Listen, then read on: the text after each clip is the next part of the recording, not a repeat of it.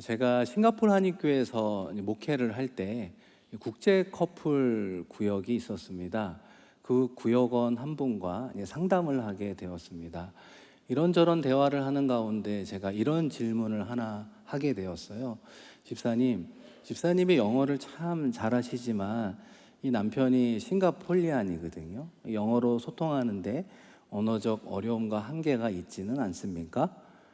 그 질문에 그 집사님이 잠시 생각하면서 오히려 저에게 이렇게 물어봅니다. 목사님은 우리나라 사람, 우리말로 소통하면서 대화가 잘 안 되는 분을 만나본 적은 없으십니까? 그 질문에 살짝 당황하며 생각해 보니 우리말로 소통하는 가운데에도 잘 통하지 않을 때가 있습니까? 없습니까? 우리가 그럴 때가 있거든요. 좀 답답할 때가 있지 않습니까? 제가 그래서 그런 분들이 있죠 라고 이야기를 하자 그분이 이렇게 말하는 것입니다.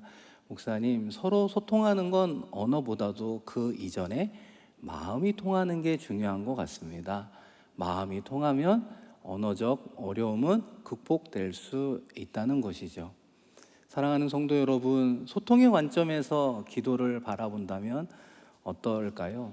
우리는 기도를 자꾸만 우리의 문제를 해결해 주시는 하나님을 향하여 간구하고 강청하는 것으로 생각하는 경향이 있습니다. 그러나 기도는 하나님과 우리와의 마음이 통하는 것이구나, 소통하는 것이구나 생각하게 된다는 것입니다. 그런 의미에서 저의 말을 한번 따라해 보시겠습니까? 기도는 하나님과 우리의 마음을 통하는 것입니다. 아멘입니까? 기도는 하나님과 우리와의 마음이 통하는 것, 소통하는 것, 그래서 기도는 곧 하나님과 대화이다, 이렇게 정의하는 것이죠. 그런 의미에서 오늘 말씀의 제목이 무엇입니까? 하나님의 마음에 합한 기도라고 하는 것이죠. 한나라고 하는 여인의 기도의 특징은 하나님의 마음을 헤아리는 기도라고 말할 수 있습니다.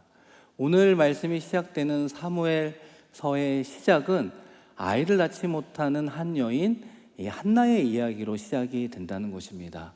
만일 한 여인의 개인사에 불과한 이야기라면 굳이 새로운 시대를 열어가는 사무엘서 1장에 기록될 이유가 없을 것입니다. 그럼에도 불구하고 그 여인의 기록이 서두에 기록된 가장 큰 목적은 무엇입니까? 이 여인의 이야기가 마치 이스라엘의 사회상을 보여주고 있다는 것입니다. 새로운 시대를 열고 싶어요. 새로운 시대로 나아가고 싶어요.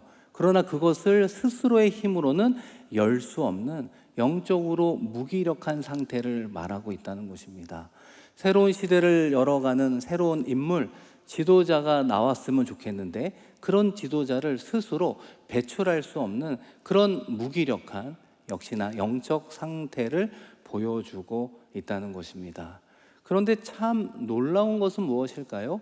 하나님께서 그런 새로운 시대를 열어가고 새로운 지도자를 세워가는 그 시작점을 오늘 말씀의 주인공 무명의 한 여인의 기도에 응답하심으로 이스라엘의 새로운 시대를 열어가게 되었다는 것입니다. 그런 의미에서 한나라고 하는 여인의 가정과 특징은 어떻게 되어 있을까요? 사무엘상 1장 2절 말씀인데요. 그에게 두 아내가 있었으니 한 사람의 이름은 한나요, 한 사람의 이름은 분인나라. 분인나에게는 자식이 있고 한나에게는 자식이 없었더라. 이 말씀을 잘 보면 두 명의 여인이 등장합니다. 첫 번째 부인 한나, 두 번째 부인 분인나. 그런데 그 이후에 이름의 순서가 바뀌는 걸 볼 수 있습니다. 왜 바뀌었을까요?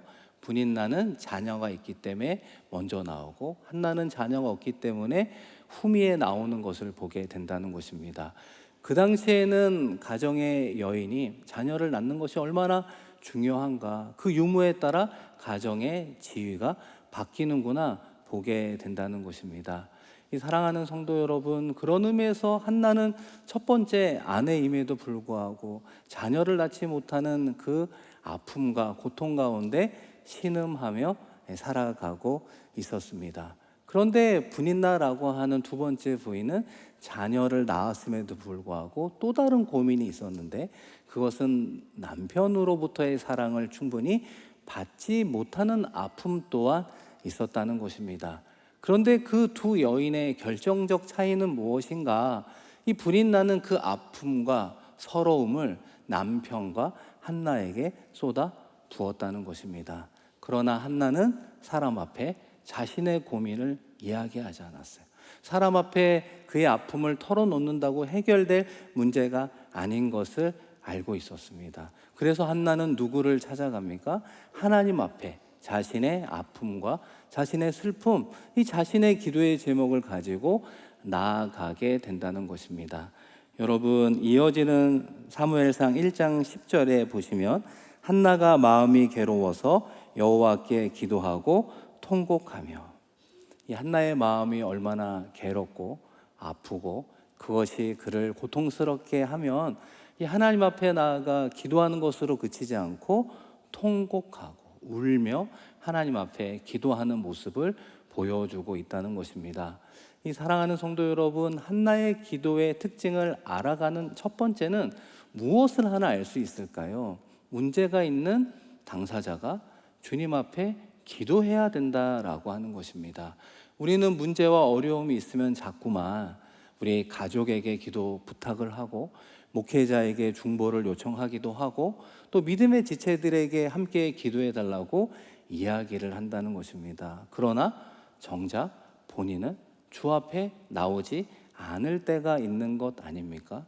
그러나 우리 주님께서 오늘 말씀의 시작을 통해 무엇을 하나 말씀하고 있는가? 문제가 있는 당사자가 주의 전에 나와 하나님께 기도하는 그의 직접적인 기도의 목소리를 우리 주님께서 듣고 싶어 하신다는 것입니다. 제가 오래전에 이 교구와 청년부로 이 전임 사역을 한 적이 있습니다. 그 교회는 어떤 특징을 갖고 있었는가? 이 새벽 기도회를 강조하는 교회입니다. 왜냐하면 그 교회를 개척하셨던 목사님이 목회 중에 새벽 기도회를 가장 중요하게 강조하는 목회 철학을 갖고 있기 때문입니다. 그래서 성도님들이 크고 작은 문제로 상담을 요청하면 목사님은 함께 새벽 기도하자, 새벽 기도합시다, 이렇게 기도하며 어려움을 이기며 지금까지 목회를 했기 때문입니다. 그런 가운데 제가 청년부에 최충원이라는 형제를 만나게 되었습니다. 그 이름을 잊지 못하는 이유가 있는데요, 이 충원 형제의 가족은 얼마 전에 교회에 등록을 했습니다. 왜 등록을 하게 되었는가? 이 충원 형제의 어머니가 암으로 투병 중에 있었고 그 과정에서 신앙이 생긴 겁니다. 그래서 누구의 전도를 받고 섬기는 교회에 등록을 하게 되었습니다. 그런데 시간이 얼마 지나지 않아서 정말 안타깝게도 그 충원 형제의 어머니는 하나님의 부르심을 받았습니다. 그러다 보니 어떤 생각이 들었을까요? 어머니의 건강 회복을 위해, 쾌유를 위해서 신앙생활을 했는데 어머니가 돌아가셨으니까 가족들이 교회를 떠나지 않을까? 이런 생각을 하잖아요. 아니나 다를까 충원 형제가 청년부를 담당하는 저에게 문자를 보낸 거예요. 목사님, 제가 주중 알바를 구하려고 했는데 주중 알바를 구할 수는 없고 주말 알바만 있어서 제가 아르바이트를 해야 되기 때문에 앞으로 교회를 나오기가 어렵습니다. 죄송합니다. 이런 문자가 오게 된 거예요. 그러면 제가 어떻게 단문을 했을까요? 충원 형제, 한 주간 새벽 기도해보자, 이렇게 문자를 보냈습니다. 조금 있다가 단문이 왔는데, 목사님 힘듭니다. 새벽 기도회가 5시였거든요. 근데 저는 5시에 맞춰 갈 수 있는 이 교통편이 없습니다. 저는 그래서 할 수가 없어요. 이런 내용의 문자가 저에게 다시 왔습니다. 제가 이렇게 끝내기엔 너무 아깝잖아요. 충원 형제, 내가 집으로 가겠다고. 그래서 새벽 4시 40분에 집 앞에서 만나자. 그럼 내가 차로 픽업해서 새벽 기도 가자고. 그러니까 이 형제도 더 이상 핑계할 거리가 없잖아요. 그래서 월요일날 아침부터 한 주간 저와 충원 형제의 특별한 새벽 기도회가 시작이 되었습니다. 약속을 잘 지켜 4시 40분에 만나서 교회 오게 되고 함께 새벽 기도회를 한 거죠. 모든 새벽 기도회 일정이 지나면 불이 꺼지잖아요. 그러면 이제 음악이 나오면서 개인의 기도를 하는 것 아닙니까? 이 충원 형제는 그래도 어려움이 있으니까 나와서 기도하니 기도를 좀 하겠지라는 생각으로 한번 충원 형제를 유심히 쳐다봤습니다. 얼마간 기도를 했을까요? 1분을 기도하지 않더라고요. 한 40초, 50초 했나요? 아마 하나님 그냥 도와주세요. 하나님 알바를 구하게 해주세요. 이거 몇 번 되뇌이고 일어나 돌아가는 것이었습니다. 그렇게 월요일, 화요일 한 주간의 새벽 기도회는 무사히 끝나게 되었죠. 저는 이제 어떤 결과가 있을까 기대하는 마음도 있고 혹시 응답이 없으면 어떡하나 이런 어려운 마음도 있었던 차에 연락이 온 겁니다. 목사님, 그렇게 안 나오던 주말 알바 하나가 나왔다는 거예요. 면접을 봤는데 제가 거기서 일을 하게 되었다는 거예요. 별로 기뻐하지도 않으시네요. 저는 그때 엄청 놀랐거든요. 와, 정말 이 한 주간의 특별한 새벽 기도이지만 1분도 기도하지 못한 이 충원 형제의 그 불쌍한 기도를 하나님 들어주셨나 보다. 정말 잘 됐다고 축하해주고 그 이후에 정말 예배를 잘 참석하는 형제가 되었습니다. 그리고 저희는 이제 남아공으로 3년간 유학을 떠나게 되었습니다. 그리고 시간이 흘러서 목사님께 인사드리러 주일 오후에 교회를 방문하게 되었는데요. 이렇게 이제 본당에서 청년들이 이제 성경 공부하고 있었는데 그 조장으로 섬겼던 친구가 충원 형제였던 거예요. 근데 그 형제가 저를 딱 보더니만 목사님 그러면서 저를 그 조원들 앞으로 인도하는 겁니다. 그러면서 저를 이렇게 소개하는 거예요. 여러분, 제가 지금의 자리에 있게 한 윤 목사님이라고 그렇게 소개를 하면서 이야기를 하는 것입니다. 그러면서 이제 충원 형제랑 이야기를 해 보니까요, 그 형제가 저한테 그러는 거예요. 목사님, 지난 3년 동안 저의 신앙도 깊어지고 조장으로 섬기고 청년부 총무로도 섬긴다는 거예요. 그러면서 저에게 이런 말 한마디를 하는 겁니다. 목사님, 청년 조장을 하면서 청년들이 교회를 떠나려고 할 때마다 제가 이렇게 얘기했어요. 한 주간 새벽 기도하자. 그 다음 말이 무슨 말일까요? 여러 청년 구원했습니다. 그 새벽 기도를 거치고 떠나려고 하는 청년들이 떠나지 않고 다시 교회에서 신앙생활하게 되었다는 것이죠. 저는 이 20여 년 전에 이 일을 통해 정말 하나님은 우리 한 사람 한 사람의 직접적인 그 기도의 목소리를 듣고 싶어 하시는구나. 그러나 우리의 현실은 어떻습니까? 어려움이 생기면 걱정은 많아요. 생각은 복잡해져요. 한숨은 절로 나와요. 그러나 주의 전을 찾아 나 홀로 한나처럼 그 충원 형제처럼 짧지만 그래도 간절하게 기도하며 나아가고 있는가? 주님 앞에 나의 목소리를 올려드리며 주님 도와주세요. 주님 함께해 주세요. 주님 해결해 주세요. 우리 주님께서 그 목소리를 듣고 싶어 하신다는 거죠. 그 과정을 통해 우리는 주님의 마음과 닿게 되고 주님의 마음이 어떠한지를 조금씩 알면서 충원 형제의 신앙의 성숙처럼 우리의 신앙도 성장하게 된다는 것이죠. 그런 의미에서 한나의 기도의 특징은 무엇입니까? 하나님의 마음에 합한 기도였다는 거예요. 한나도 그 과정을 거치며 하나님의 마음에 헤아리는 기도자로 우리 앞에 서게 되었다는 것입니다. 여러분, 사무엘상 1장 11절에 한나의 기도의 특징이 나오는데요. 다 같이 한번 읽겠습니다. 서원하여 이르되 만군의 여호와여, 만일 주의 여종의 고통을 돌보시고 나를 기억하사 주의 여종을 잊지 아니하시고 주의 여종에게 아들을 주시면 내가 그의 평생에 그를 여호와께 드리고 삭도를 그의 머리에 대지 아니하겠나이다. 아멘. 이 한나의 기도의 핵심을 우리는 다 함께 읽었는데요. 이 한나의 기도는 두 가지로 요약이 됩니다. 첫 번째는 아들을 주옵소서, 두 번째는 서원을 조건을 달아서 주시면 그 아들을 주님께 바치겠습니다 라고 하는 기도입니다. 생각해보면 우리가 드리는 기도의 형식과 별반 다르지 않습니다. 우리도 자녀들의 입시를 위해, 취업을 위해 간절히 기도하기도 하고, 사랑하는 남편의 직장에서의 승진과 성과를 위해, 때로는 사업장의 형통함을 위해서 기도하지 않습니까? 간절히 기도할 때는 그 위에 하나님 응답해 주시면 제가 남대문 교회를 이런저런 봉사자로 섬기겠습니다. 기도하지 않습니까? 하나님, 가정에 물질의 축복을 주시면 제가 온전한 헌금 생활을 하겠습니다. 우리도 조건을 달아 하나님 앞에 기도하며 나아간다는 것입니다. 그러나 왜 한나의 기도가 하나님의 마음을 헤아리는 기도가 되었을까요? 한나는 단순히 아들을 달라 기도한 것이 아니라 하나님께서 이스라엘을 바라보며 필요하다고 여기시는 영적 기준 모델이 되는 나시린 은으로서의 아들을 구했다는 것입니다. 그 부분이 우리와 차이점을 보여주고 있다는 거예요. 함께 읽었던 11절 후반부를 다시 보시면 주의 여종에게 아들을 주시면 내가 그의 평생에 그를 여호와께 드리고 삭도를 그의 머리에 대지 아니하겠나이다.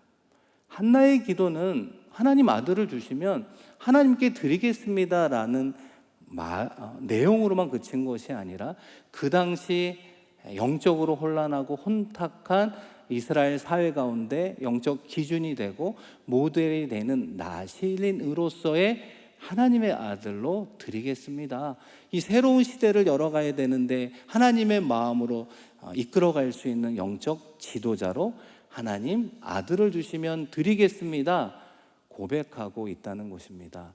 왜냐하면 한나가 살고 있는 사사시대는 말기였습니다. 그 끝자락의 특징을 어떻게 우리에게 소개하고 있습니까? 사사기 21장 25절인데요.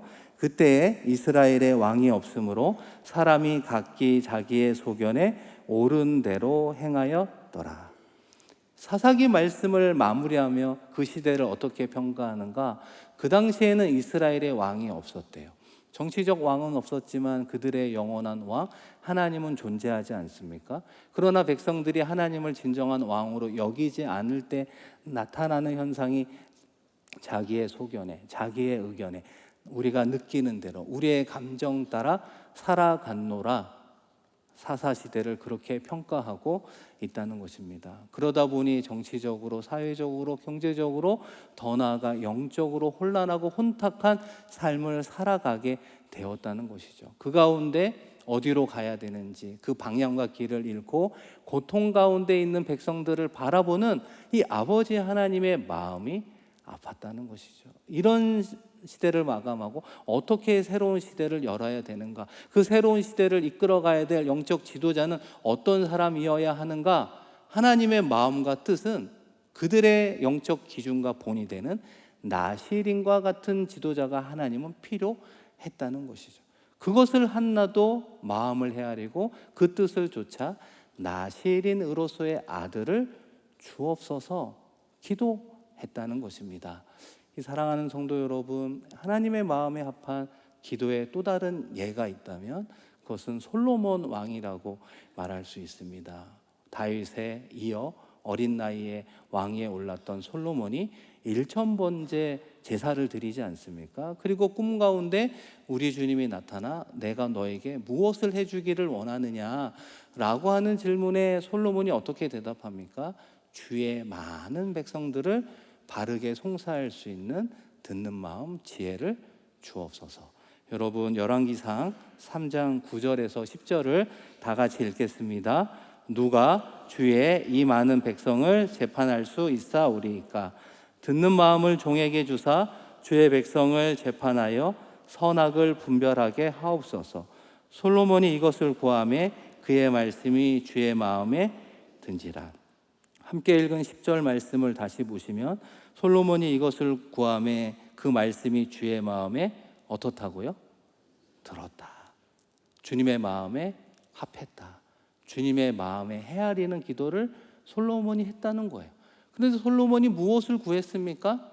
주의 백성들이 너무 많다는 거예요. 나의 백성이 아니라 주님의 많은 백성들이 있는데 그들을 제대로 송사할 수 있는, 선악간을 구분하는 온전한 재판을 하기 위해 듣는 마음, 지혜를 허락해 주옵소서. 그 기도가 주님의 마음에 와닿는 기도가 되었다는 것입니다. 생각해 보면 솔로몬이 왕으로서 현실적인 걸 구할 수 있는 것 아닙니까? 장수를 주세요, 군사력을 주세요, 외교력을 주세요, 원수를 멸해 주세요. 오히려 그것을 구하지 않았다는 것입니다. 사랑하는 성도 여러분, 한나도 단순히 아들만을 구한 것이 아니라 하나님의 마음과 뜻에 부합하는 영적 나시린으로서의 아들을 구한 것처럼 솔로몬도 주의 많은 백성들을 올바르게 송사할 수 있는 지혜를 주옵소서. 이 둘의 기도가 주님의 마음에 들었다는 것입니다. 사랑하는 성도 여러분, 하나님의 마음에 합한 기도는 어떻게 우리가 올려드릴 수 있을까요? 한나도 처음부터 하나님의 마음이 무엇인지 정확하게 알지 못했을 것입니다. 특별한 기도의 은사가 있는 사람도 아니었을 것입니다. 그저 문제 때문에 교회에 온 거죠. 그 아픔 때문에 통곡하며 눈물 흘려 기도할 수밖에 없었습니다. 기도하면서 나도 아들을 구하고 있는데 하나님께서는 이스라엘을 바라보시면서 어떤 마음일까? 어떤 이스라엘의 인물이 필요할까? 고민하고 같이 기도하며 하나님도 영적으로 혼란한 이 시대 가운데 나시린과 같은 지도자가 필요하겠구나. 하나님의 마음을 헤아리는, 하나님의 마음에 닿는 기도자로 나아가게 되었다는 거예요. 우리가 하나님의 뜻을 다 알아 그 뜻을 쫓아 기도하는 것이 아니라는 것입니다. 처음에는 역시나 문제 갖고 기도하지만 그 문제를 바라보시는 하나님의 뜻이 무엇인지, 내가 문제를 바라보는 것이 아니라 하나님의 문제를 바라보시는 하나님의 뜻이 무엇인지를 점차 알게 된다는 것이죠. 그리고 그 문제를 향한 하나님이 주시는 뜻을 쫓아 기도하는 것이죠. 그래서 여러분, 기도를 오래 하다 보면 기도의 줄이 잡힌다라는 표현을 쓸 때가 있습니다. 기도의 줄이 잡힌다는 게 무엇일까요? 하나님과 우리가 영적인 관계가 연결되었다는 거예요. 주의 뜻을 구하고 주의 마음으로 기도하는 자가 되었을 때 표현하고 있는 것 아니겠습니까? 사랑하는 성도 여러분, 하나님의 마음에 합한 기도에는 놀라운 응답들이 있음을 보게 됩니다. 한나는 사무엘만 아들로 얻은 것이 아니라 그 이후에 세 아들과 두 딸을 하나님이 더하여 주셨다는 거예요.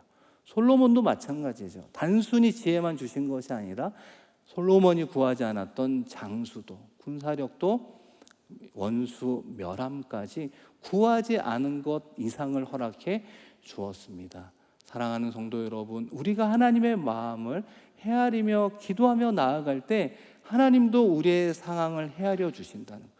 우리의 환경을 살펴주신다는 거예요. 우리의 마음을 헤아려 주시어 응답하실 뿐만 아니라 우리가 구하지 않은, 기대하지 않은 것 이상으로 또 다른 축복의 응답을 허락해 주신다는 거예요.